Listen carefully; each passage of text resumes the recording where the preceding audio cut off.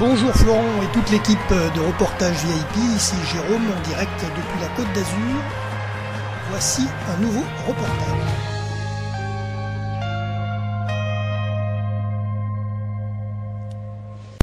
Bonjour à tous les auditeurs de vipradioonline.fr, la web radio de l'association RVPB à Saint-Laurent-du-Var, chronique découverte spéciale seconde édition du salon Art of the Prom qui s'est tenu du 30 mai au 1er juin 2014.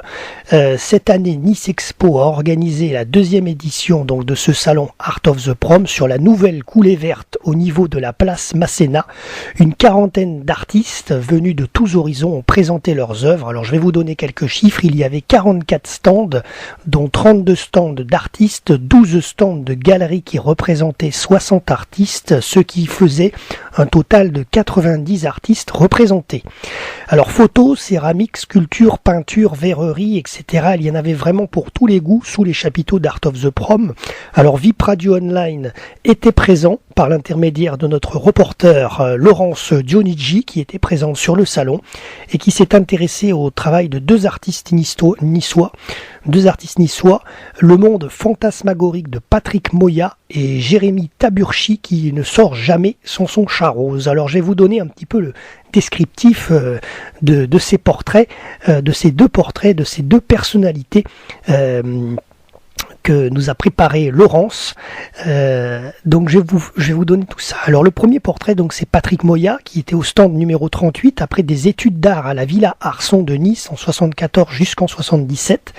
Patrick Moya a travaillé sur les lettres de son nom, Moya, M-O-Y-A, depuis le début des années 80, assimilant l'œuvre à sa signature. Il présente des 96 de grandes toiles et des sculptures au MAMAC, le musée d'art moderne et d'art contemporain de Nice. Après l'Italie où il expose depuis 1987, on retrouve ses œuvres à Londres, en Allemagne, aux États-Unis, à Hong Kong, Taïwan, au Japon, en Corée, etc. En 96 également, il invente un premier alter ego, un autoportrait caricatural inspiré du personnage de Pinocchio qui lui permet de se représenter dans ses œuvres. Un univers personnel se dessine peu à peu.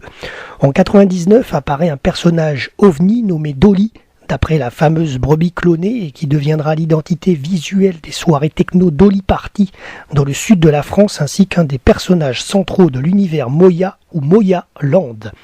En juin 2007 est inaugurée par Christian Estrosi, alors ministre de l'Outre-mer, la peinture murale intérieure d'une chapelle à Clans, village du Haut-Pays niçois.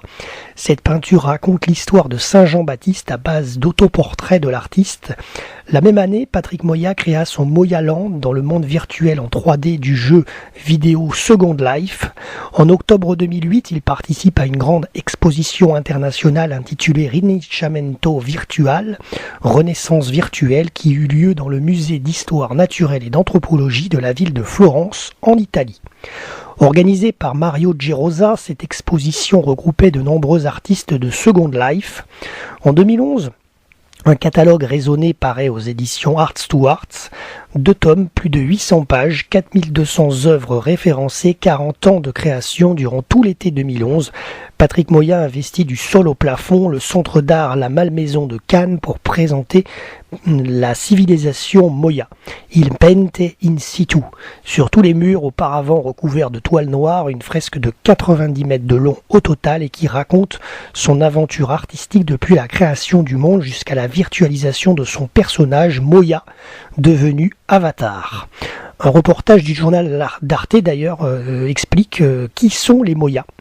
En 2012, Patrick Moya publie un livre intitulé L'art dans le nuage, édition Baie des Anges, dans lequel il analyse le devenir de l'art et de l'artiste dans le nuage informatique. Adepte dans les années 2000 de la live painting, peinture en direct et en public, Moya a battu son record en 2013, donc il n'y a pas bien longtemps, l'année dernière, lors de la foire d'art Vernice des Reggio Emilia en Italie, avec une peinture faite en 2 jours de 27 mètres de long. Plus d'infos bien sûr sur le site de Patrick Moya, www.moyapatrick.com. Voilà. Ensuite, deuxième portrait préparé donc par notre reporter, le portrait du deuxième artiste niçois, Jérémy Taburchi. Né à Nice en 1974, Jérémy Taburchi s'est fait remarquer par ses dessins humoristiques publiés dans la presse locale. Après s'être initié en autodidacte dans les arts visuels par le biais de son métier de web designer, c'est dans le monde de la bande dessinée que Jérémy Taburchi va révéler toute l'étendue de son talent. Influencé dans un premier temps par les univers graphiques du pop art et du street art, notre jeune niçois développe un style body cartoon, proche de la figuration libre qui laisse libre cours à son imagination dans les dessins et ses textes au moyen de techniques surréalistes et spontanées. Inspiré par Nice, Monaco et la Côte d'Azur en général, Jérémy n'hésite pas à piquer de sa plume certaines idées reçues de façon drôle et mordante à travers le chat rose, un félin mignon en apparence, mais qui n'en est pas moins caustique et féroce dans ses observations. Sa description corrosive de la société marginale interpelle le lecteur qui suit alors les tribulations de ce brave matou dans des thématiques très souvent dépeintes comme la politique, l'écologie, la baisse du pouvoir d'achat, le sexe ou la religion. Autant de caricatures d'une grande richesse graphique servies par un sens de la formule qui fait toujours mouche. Voilà un petit peu ces deux portraits tracés par notre reporter Laurence Dionigi qui a un petit peu été fouillé sur le site bien sûr de Wikipédia qui donne de nombreuses informations sur ces deux artistes niçois.